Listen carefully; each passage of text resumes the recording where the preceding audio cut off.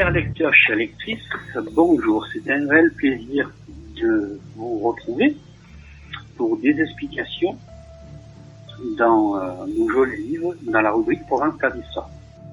Alors, ce livre, Provence Terre d'Histoire, le titre est Fan des Lunes. Fan des Lunes, pour ceux qui ne savent pas, ça veut dire l'enfant de la Lune.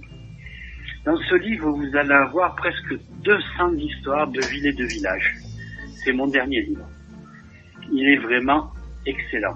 Alors, les villages en Provence, vous en avez du côté mer, bien sûr, du côté terre, et vous avez aussi des villages du côté des Alpes et du côté des Gavot.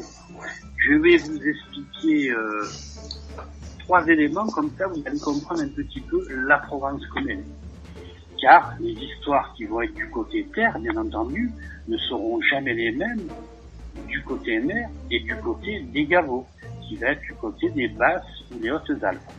Par exemple, prenons la tailleule. La tailleule du côté mer, elle va être bleue. Alors la tailleule, pour ceux qui ne savent pas, c'est la ceinture qui va arborer en tissu le costume de pays. Côté mer, elle est toujours bleue par rapport à la mer, ce qui est logique.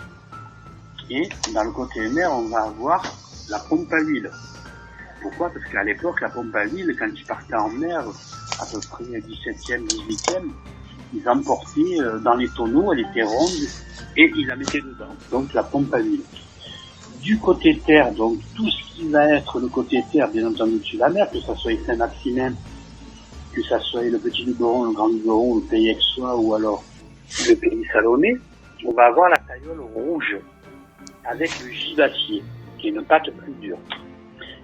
Du côté des Alpes, des Basses Alpes et Hautes-Alpes, on va avoir la tailleule qui va être verte, d'accord, avec le pourton et le génépi. Et les histoires, c'est Giono et d'autres histoires. Alors en Provence, c'est toujours le même drapeau, bien entendu, avec les 4 traits rouges sur un fond jaune, mais les histoires ne sont pas les mêmes. Alors dans ce livre, Fan de Lune, vous allez avoir toutes ces explications sur toutes ces villes et ces villages. Vous allez vraiment vous régaler. Alors, une petite citation. Vous allez avoir l'Estroublanc. L'Estroublanc, c'est une zone qui va se trouver à Vitrolles. Pourquoi on l'appelait Estroublanc? Ça ne voulait pas dire le trou blanc. Ça voulait dire que là-bas, on avait une pierre qui est en calcaire, comme la pierre de Foussa, et elle servait à faire toutes les restantes, les bancaos. Et c'est pour ça que cette vallée, c'est resté l'Estroublanc. Vous allez avoir ici, par exemple, la pierre du Foussa, du côté terre. C'est une pierre qui est dans le sol, qui va être extraite. Et cette pierre, elle a servi à faire, par exemple, le mur de la peste, mais elle a servi aussi à construire tout ce qui était boris, abris pour les bergers. Et dans les Alpes, c'est différent. Ça va être plutôt de l'ardoise. Et ils avaient, si vous voulez, une astuce, sans être trop long. Ils retournaient une tuile, d'accord, avec les ardoises, et c'était la tuile du loup. Quand le vent soufflait, il avait un son, c'est qu'on disait, on pouvait entendre un loup.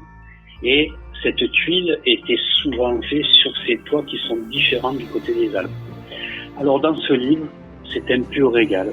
Vous allez vous faire plaisir. Chers lectrices, chers lecteurs, je vous attends pour de nouvelles aventures dans nos jolis livres Provence Terre d'Histoire. Bien entendu, si vous êtes intéressé par ces jolis ouvrages, vous avez un bon de commande qui est sur ce lien. Alors n'hésitez pas à le télécharger et vous avez toutes les explications pour commander ces livres en toute occasion de l'année, pour les anniversaires, pour Noël, pour les baptêmes, pour les mariages. N'hésitez pas à vous faire plaisir. Je suis là pour vous donner du rêve, de la passion et surtout avoir des livres qui sentent bon la Provence.